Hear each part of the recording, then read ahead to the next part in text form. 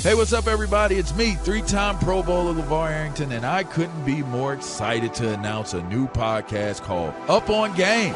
What is Up On Game, you ask? Along with my fellow Pro Bowler, TJ Hushmanzada, and Super Bowl champion, yep, that's right, Plexico Burress. You can only name a show with that type of talent on it. Up On Game. We're going to be sharing our real-life experiences loaded with teachable moments. Listen to Up On Game with me, LeVar Arrington, TJ Hushmanzada, and Plexico Burress on the iHeartRadio app, Apple Podcasts, or wherever you get your podcasts from.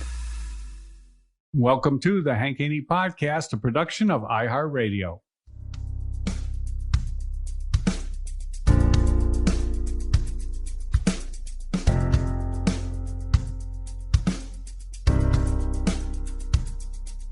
Gonna tell it like it really is.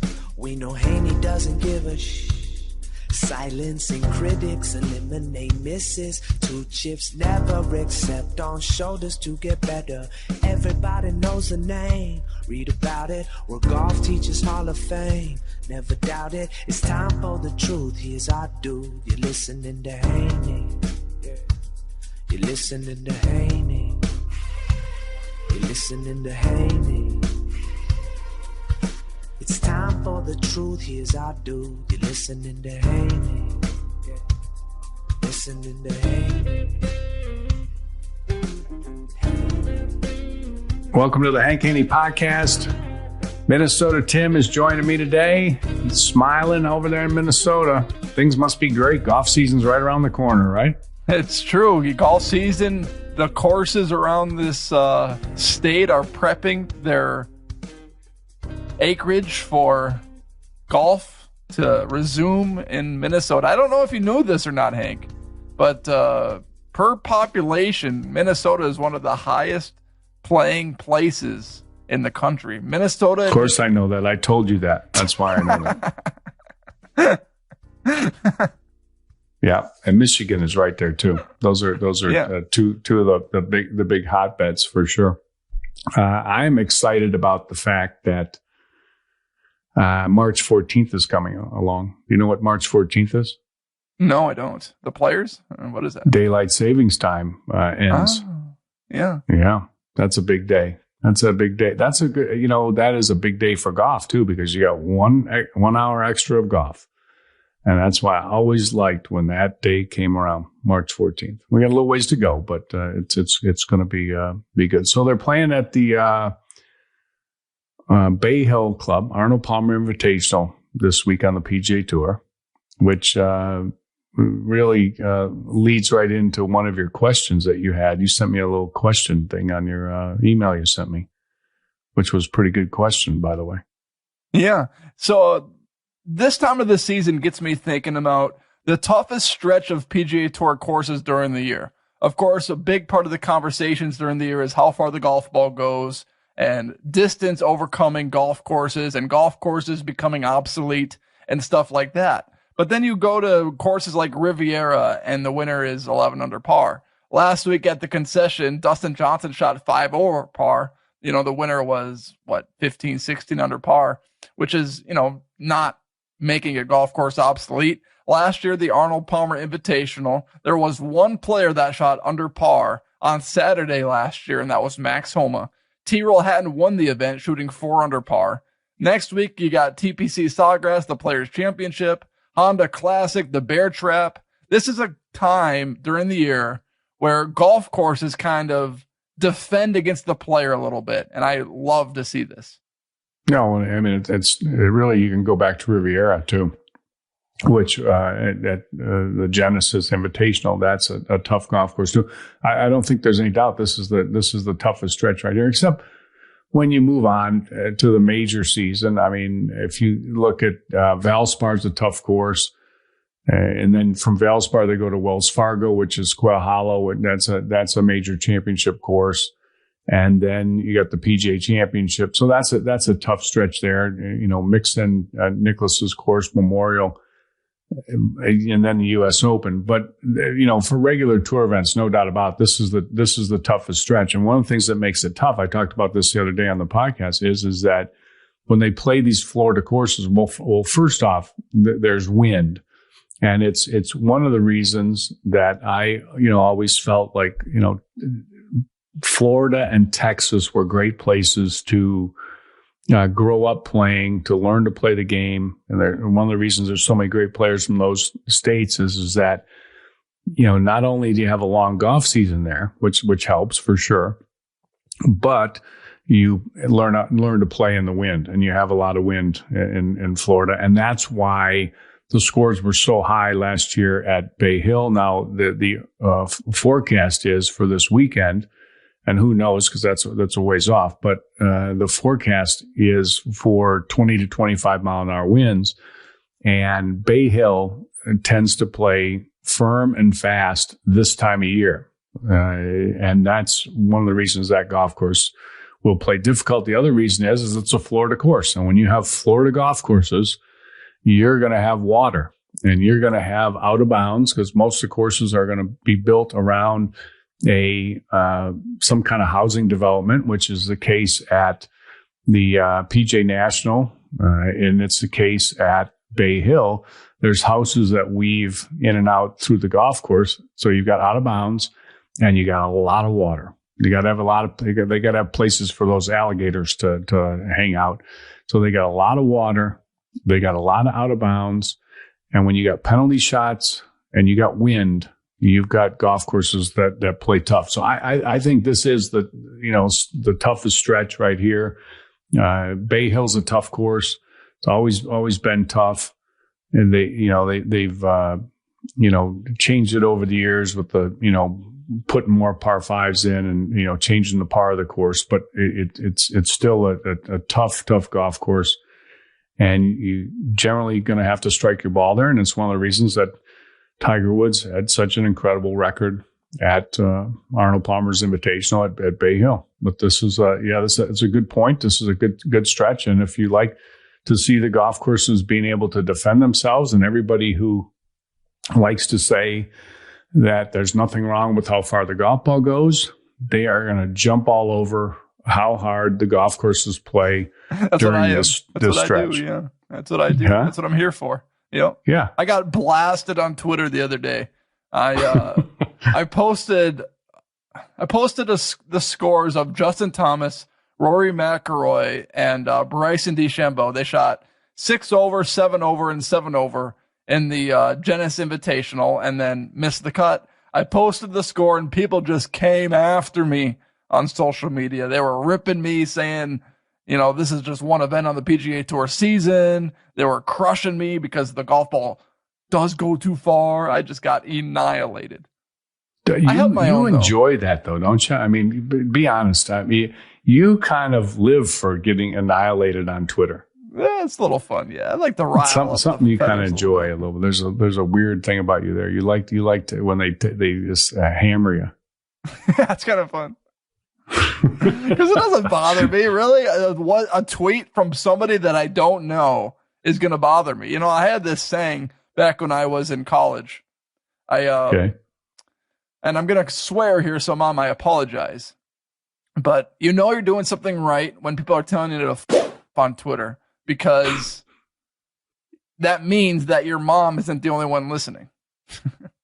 Okay, there you go. Well, that's a good point. Real good point. All right, well, we're gonna get into some our picks. I had a bad week last week. 1 and 2. One of my picks was Patrick Cantlay, and he had to withdraw. That didn't count as a loss. He never teed it, but I was counting on his win. That would have got me to 2 and 2. But anyway, I'm 17, 11, and 2 for the year, and I'm feeling very good about this week. Very good. Bay Hill is, of course, I feel like I should be able to pull off another 3 and 1 at least. No problem, I don't think. And then the yearly stats are a poll that you put together, Tim, that you rigged. You rigged it. You researched a format. You went backwards on this. So rather than picking a format, you research. You think, okay, what format could I win at? And then you design the contest based around that. And how's that working out for you so far? My team's going to be a second half team. Justin Thomas has had a rough stretch to the season. He's my anchor in this whole thing. And, he had the controversy in the Century, really set him back, lost the sponsors. He's not comfortable wearing his T-shirts on the golf course anymore. He's got to get used to the different T-shirts because he has no sponsor anymore. And then his grandfather, unfortunately, passes away. So my anchor has just been going through lots of ordeals to start the year. Well, you had Sungjae Im too, didn't you? Or don't you on your team? Yeah, I picked Sungjae Im because he plays every week on the PGA Tour. But last year he bought a house in Atlanta, so now he became a citizen in the United States. So you picked him because he plays every single week on the PGA Tour, and then he takes 3 weeks off for the first time ever in his career. I know, he screwed me. Sungjae screwed me over. Oh, man. That was good. Pissed. That was pretty good. Anyway, so how's that deal? Am I still dominating, or what's that? No, the Great Predictor had a huge week last week. He had two players finish in the top 5. He had 6.5 points. Great Predictor had Koepka finish tied for second, and Scotty Scheffler finished 5th. So that's 6 points between the two of them. And then he had Will Zalatoris finish tied for 22nd. So he got 6.5 points last week, jumps to 16.5 for the year. You're at 15 points. You didn't have the best week last week. John Rahm finished outside the top 25. Rory McIlroy finished tied for 6th, so that's 1 point. Patrick Reed finished tied for 9th. That's 1 point. Justin Rose finished tied for 54th. That's 0 points. And Ricky Fowler didn't play in the event. So I'm getting crushed. I'm at 11 points. The Great Predictor has come out of nowhere. He's at 16.5, and you're at 15. I've got 3 strong players. I got Rahm, Rory, and Patrick Reed. Rory hasn't won forever. Rahm hasn't won this year. Rose is on my team. Justin Rose, he's a total no-show. I can't believe his game. And then Ricky Fowler, another no-show.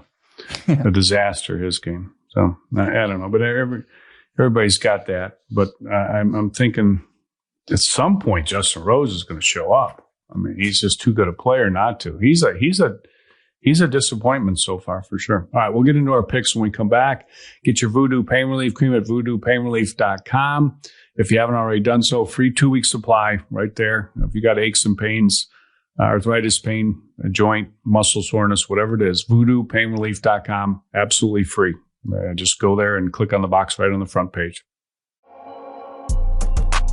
What's up? You know who it is, DJ Scream. Big Bank checking in. And Big Facts has officially touched down on the Black Effect and iHeartRadio. Now, Bank, you know Big Facts, it ain't for the weak-hearted, man. It ain't for the sensitive. Big fact, big fact, big facts. We chopping it up about real topics, real situations, and of course, you know we having them conversations with the biggest names in the culture. 21 Savage is on Big Facts. Give it up to 21 Savage, y'all. What's up, Savage? What's been going on with you? When you get to a certain level, it'd be like, you got all the cars, you got everything. How can I help my community and like uplift my people? You know what I'm saying? Because you can have all the money in the world and still not be like, feel like you complete or like you did your job. Ain't nothing bigger than Big Facts. Nothing is bigger than Big Facts. Make sure you listen to Big Facts on the iHeartRadio app, on Apple Podcasts, or wherever you get your podcasts. You know how we coming.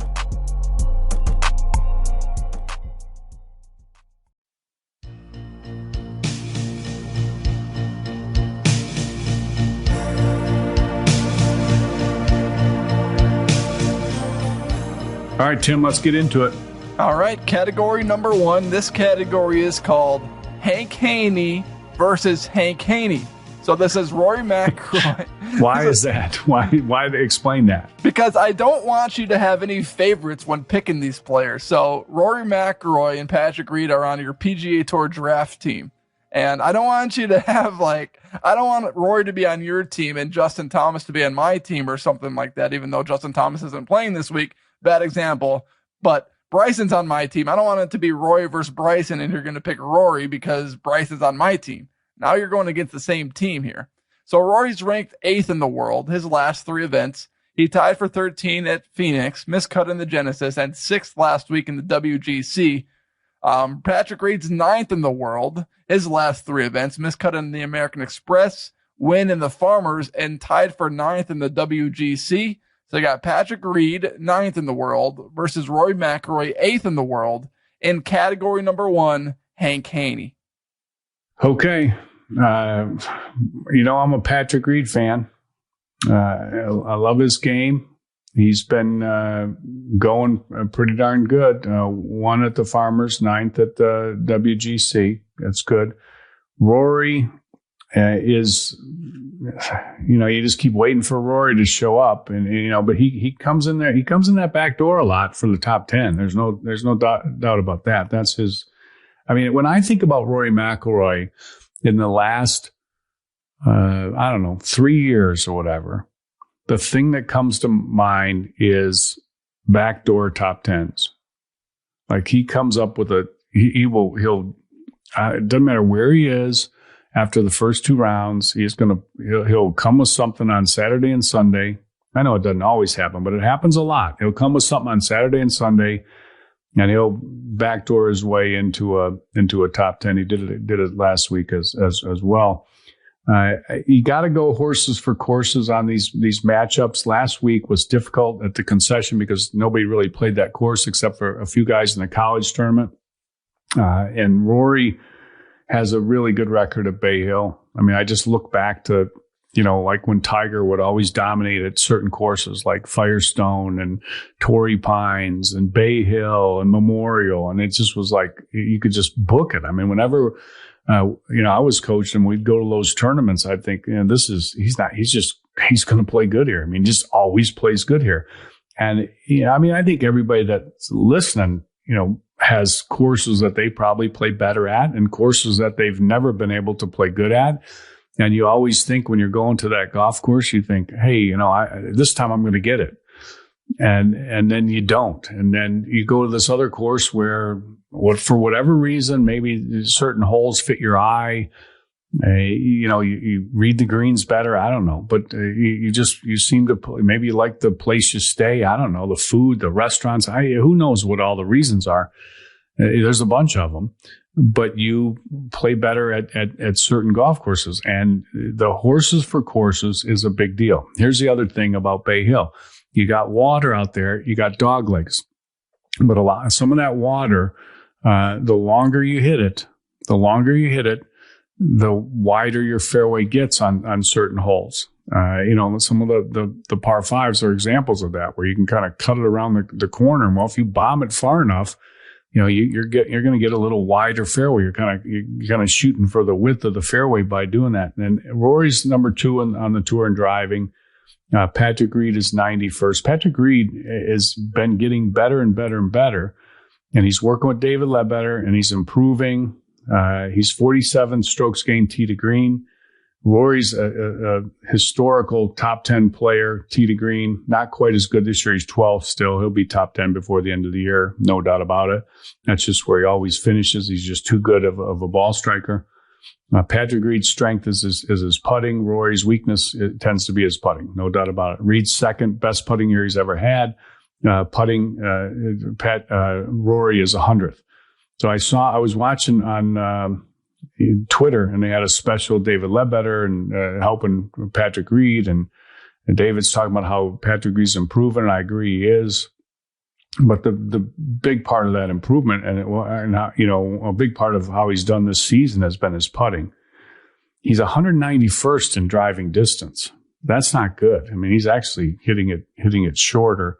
It's just a lot to give up. And horses for courses, I got to go Rory McIlroy, because he's just, he's won at Bay Hill. And once again, I mean, it's just, 2020 5th, 2019 6th, wins in 2018 and 4th in 2016. It's just like, he's a top tenner. And, Patrick Reed may be as well, but I'll take a for sure top 10 on Rory. So I'm going Rory on that one. Okay. Category number 2. This is Victor Hovland versus Tyrrell Hatton. This category is called Tough Euros. They're probably both future Ryder Cup players this year. Hovland's ranked 13th in the world. His history at this golf course, tied for 42nd in 2020 and tied for 40th in 2019. Tyrrell Hatton, 6th in the world golf rankings. His history in the API, win in 2020, so last year, tied for 29th in 2019, tied for 69th in 2018, and tied for 4th in 2017. So Tyrrell Hatton, 6th in the world versus Victor Hovland, 13th in the world in the Tough Euro Ryder Cup category. Okay. This is,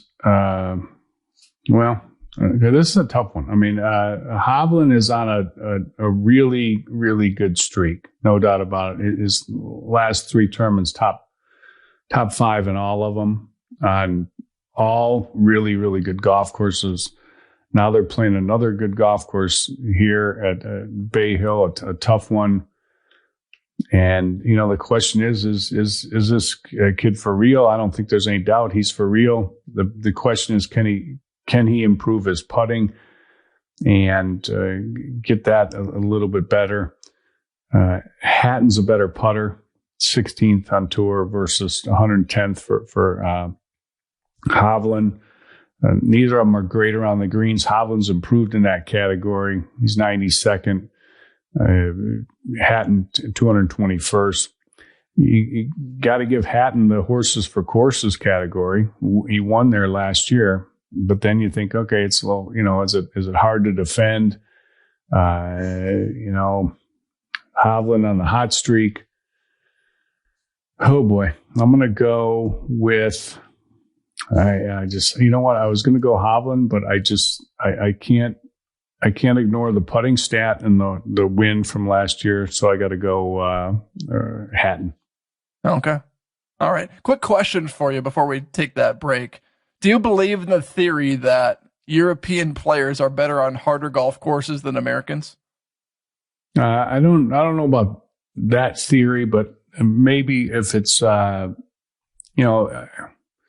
might say that they tend to play in maybe a little bit more wind. I don't know. So maybe give them a little bit of an edge there. I think it just depends on what the course is like. They play more of the link style courses. They don't play a lot of link style courses on their tour, but because of where they're from, they've played more link style courses. So they're keeping the ball down, hitting the ball along the ground. The chipping and so on and so forth, that kind of shot, maybe they're a little bit better at. But I don't think I just say they're better on hard courses. I think it depends on what kind of course it is. And I don't know. Bay Hill is a course where, you're going to have wind. But one thing that comes to mind when I think about Bay Hill is that 17th hole, and that par 3 is like, you got to par that hole if you're going to win the tournament. And you come in there with a low shot, and that ball's not going to hold the green. And you can think, hey, it's windy, I got to keep the ball down, but you better be able to get it up in the air to stop it on that green. So I don't give an advantage to European players. But although Molinari won there, Hatton won there. So maybe there's something to it. I don't know. Maybe I'm missing something there. Who knows? I don't know. Anyway, all right. We'll finish up with these when we come back. You go to HaneyUniversity.com if you're in need of some help with your golf game. It's absolutely free. All you have to do is enroll, and you'll get my instructional videos on a daily basis. HaneyUniversity.com. The Death and Life of Kobe Bryant is a limited series podcast that looks back at the investigation of the crash a year ago that killed the basketball superstar, his daughter, and 7 others. LA County Fire, 83. Helicopter crashed into a mountain. We heard it, and now I'm looking at the flames. The Death and Life of Kobe Bryant takes a different look at one of the biggest tragedies of 2020. NBA star Kobe Bryant was on board that helicopter. Kobe Bryant died earlier this afternoon in Los Angeles in a helicopter crash. News reports are just coming in. The Death and Life of Kobe Bryant includes exclusive content and a look at the legacy number 24 leaves behind. He never wanted to rest on the laurels of, hey, I'm just a sports star. Anything that he was going to put his name to, anything he was going to help with, he and Vanessa were going to give it their all. Listen to The Death and Life of Kobe Bryant on the iHeartRadio app, Apple Podcasts, or wherever you get your podcasts.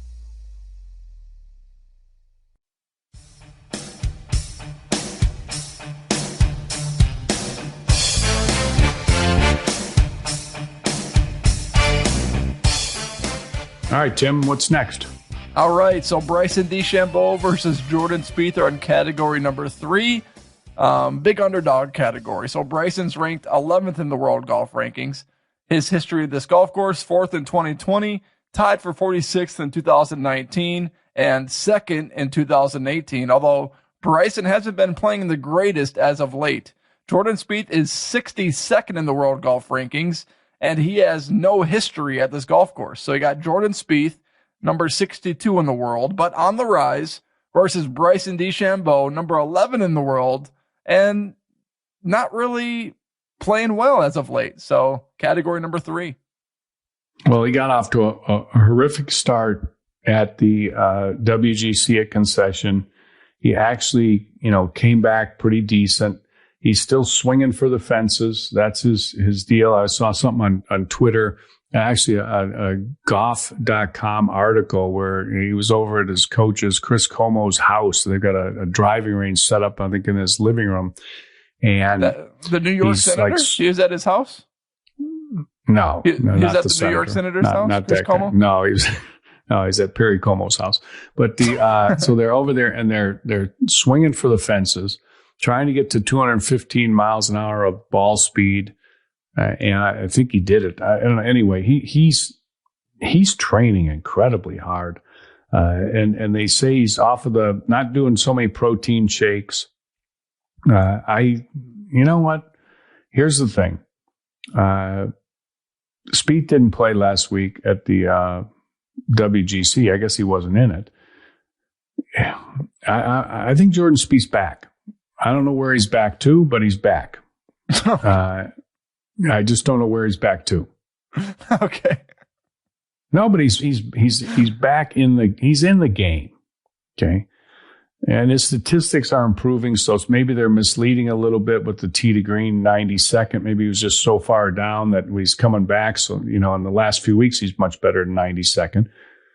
But this statistic is pretty much staying the same, and that's off the tee, and it's 191st. And when the bettors will tell you that that's a big statistic, and especially at a course like Bay Hill. Then I go to Horses for Courses. Bryson DeChambeau, 4th there in 2020, and then he finished 2nd in 2018. He's long and he could take penalty shots. I mean, he has some errant ones, no doubt about it. But the length is such an advantage. I mean, he's not playing any par fives, and he's for sure not playing any 3-shot par fives. And Jordan Spieth is. And Jordan Spieth is just not good off the tee. And I hope I'm wrong. I'm a Jordan Spieth fan. I just don't see how he avoids penalty shots. Now, hey, DeChambeau could take him too. But I got to go Bryson DeChambeau because of just the glaring difference in off the tee strokes gained statistics. DeChambeau is number 1 and Spieth is 191st. That should be a no-brainer. I'm going to go Bryson DeChambeau. All right. Category number 4, Ricky Fowler versus Justin Rose. This is also a Hank versus Hank category. But I call this category falling off a cliff. So Fowler's ranked 65th in the world. His history at this golf course, 18th in 2020, 40th in 2019, 14th in 2018, and 12th in 2017. Justin Rose is 36th in the world. His history at this golf course, miscut in 2020, 63rd in 2019, 3rd in 2018, and 13th in 2017. So Ricky Fowler versus Justin Rose in the fallen off a cliff Hank Haney category. All right. So, analyzing these two players, these are two guys. Ricky Fowler went different coach a year or so ago, maybe a year and a half ago, and that has not worked out good for him. He's fallen off the cliff, like Tim said. Justin Rose got rid of Sean Foley, got rid of him. And, frankly, it hasn't worked out good for him either. His statistics are horrible. I mean, not bad. Like, okay, last year, they were talking, he had the different clubs. He switched clubs, and that screwed him up. Although when he switched clubs, he won the first tournament he played in with the Honma clubs. He won the Farmers Insurance, and then, but then he played bad the rest of the year. So the clubs mess him. So he's off of the Homas. He's back on to, whatever clubs he's playing with now. And he's got a new coach, himself. And how's that working out for him? Off the tee, 204th. Approach shot to the green, 146th. Around the green, 126th. Putting, 126th. Tee to green, 180th. This is a player, and now nobody's talking about this. Okay, they talked about Spieth falling off the map, and it's one thing for Ricky Fowler to fall off the map. Ricky Fowler, what's he won? 5 tournaments. Justin Rose is a Hall of Fame golfer. That's different. I mean, he won the U.S. Open. I don't know how many PGA Tour events he's won, but he's won in Europe too. Justin Rose is a Hall of Fame golfer. And if he's got to be. I mean, I don't see how he's not. Okay, so anyway, and Spieth is too. But let's not compare. Ricky Fowler is not a Hall of Fame. He's a Hall of Fame advertiser, but he's not a Hall of Fame. He's a Hall of Fame endorser, but he's not a Hall of Fame golfer. And Justin Rose is a Hall of Fame golfer. And he went from top 10, top 5, I don't know where he was in the world. He was right up there. He was number 1 for a couple weeks at least, or a hot moment, I don't know, a week. But he went from now he's 36th in the world. And he is just in the tank with his game. Just horrible. 180th tee to green. I mean, that's just not good at all. Now, Ricky Fowler's 79th. Well, anyway, off the tee, Justin Rose, 204th. Ricky Fowler, 48th. Boy, this is a good category. Both these guys, I got to go the statistics again, and I'm going Ricky Fowler on this one. And neither of these guys looks too good, to be honest with you. Rose's history there is not great. I mean, he had, 2018, he finished 3rd, but he missed the cut last year, 63rd the year before. Ricky, grinds it out. I mean, he does grind it out. I mean, he finished 18th last year, 40th the year before, and 14th the year before that, and then 12th. I mean, he's got a decent history at Bay Hill. So I'm feeling very good about Ricky. And actually, all my picks, I think I'm going 4-0 this week, Tim, which is going to be just a great thing, and it's going to that'll put my record to that'll put me 21-11, which will be solid if I can pull the 4-0. I'm going to pull the 4-0 this week. You watch. I don't think you're going to do it, but positive thinking. Yeah, that's what I think. 3-1 at the worst. Well, naive 3-1 at the worst. Yeah, that's pretty good. All right. How are you doing on your guarantees of the week? Now, you've worked your way back to 500. Yeah. You're working backwards to 500 because at one point you were 5-2 when you were picking somebody to make the cut and somebody to miss the cut. That's not true. I actually got that one wrong. So let me tell you what you better do this week, just so because we want you to look good because you're on this podcast and everything. And you just pick something that's how about they'll play 72 holes or something? Hey, you never know. They'll probably have a weather delay or something. Yeah, I mean, I started out so good. I was 5-2. Well, what was I? I was 1, 2, 3, 4. I was 4-1. I was 4-1. Oh, wow. And then I've been wrong 1, 2, 3, 4. I've been 1-4 since. So it's been a tough go. But this week, the API guarantee, a non-American will win the Arnold Palmer Invitational. I do believe that Europeans are better on difficult golf courses. I believe American golfers are spoiled. They're soft, and European golfers are tougher. What do you mean they're tougher? Well, just look at the Ryder Cups, for example. Think about the way Ryder Cups are set up at European golf courses versus Ryder Cups at American golf courses. American golf courses are just set up for distance, for length, and that's it. Nothing else. Ryder Cup golf courses, they are set up for treacherous conditions, difficult rough, water all over the place, greens are fast. They have the advantage on difficult golf courses. All right. I mean, you can make a case for that. It's hard to argue that Ryder Cup argument there. I mean, there's other factors in the Ryder Cup, but, they just seem to get more up for it. It means more to them. We can say how much it means to us, but it means something to us the week that we're playing it. It doesn't. The rest of the time, it's not really a deal that we worry too much about. It's an exhibition to us. It's a tournament to them for sure. And they want to. Everybody wants to beat America. That's just the way it is. It's the way it's always been, and it's probably the way it'll always be. That's a good thing for our country because it means that we're great at whatever it is they're trying to beat us at. But I don't know. I'm not sure if I totally subscribe to that theory, although Europeans have done well at Arnold Palmer Invitational.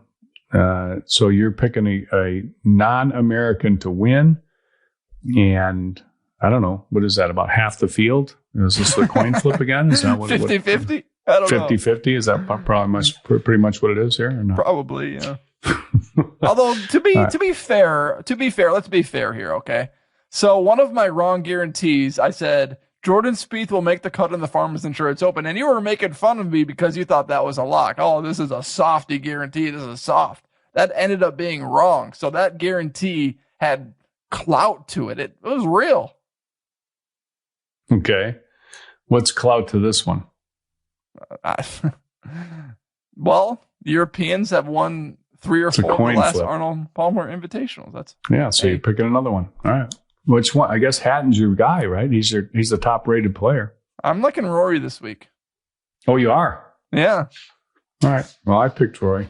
Rory's gonna win sooner or later. He's got to. He's just too good. You can Rory not playing good or Rory's just bottom line is he's just too good. He's gonna win sometime, but to win, he's got to putt decent. Yeah, he's got to start his round right. He starts so he's slow. Got to start. I know, that's the thing. Then you don't have to come in the back door for the top 10. That's why I always say you got to pay attention to their start. If they get in the game, and we'll see. But he's been in the game a few times and hasn't been able to get it done on Sunday, or hasn't had the big round on Sunday. You got to put it all together. We'll see if he can do it this week. I don't know. Yeah, I probably think you got a good shot at that. Maybe you got a few players that could do it. Actually, you got a lot. You got Rahm. Is he playing? I don't know who all these guys are playing. The field's a little weak, isn't it? Yeah, it's a little weak. Only Rory, Hatton, and Reed are in the top 10. Your man Homeless Hubs is playing this People week. are picking Molinari too. Yeah. Your man Homeless Hubs is playing this week. Is he really? Oh, my favorite player on tour, Homeless Hubs. Oh, that guy is so good. Maybe he'll bring out the what's he called that putting move of his? What did he call that? I don't know. It was so good. Snail or something? Was that what it's called? Yeah, the snail. I think it was called the snail. Oh man, he goes right down there. I love that guy. I'm just dying for when he's going to pull out the snail again. Yeah. All right, we'll see. Good picks, Tim. Good stuff. All right, appreciate everybody listening. Follow us on Twitter at Hank Haney and at Tim Parachka.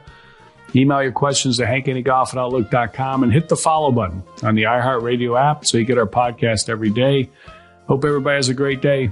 Stay safe and stay healthy, and we'll talk to you tomorrow.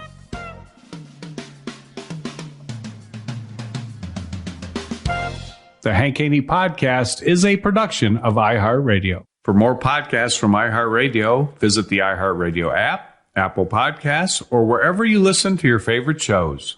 This is a production of iHeartRadio. For more podcasts from iHeartRadio, visit the iHeartRadio app, Apple Podcasts, or wherever you listen to your favorite shows.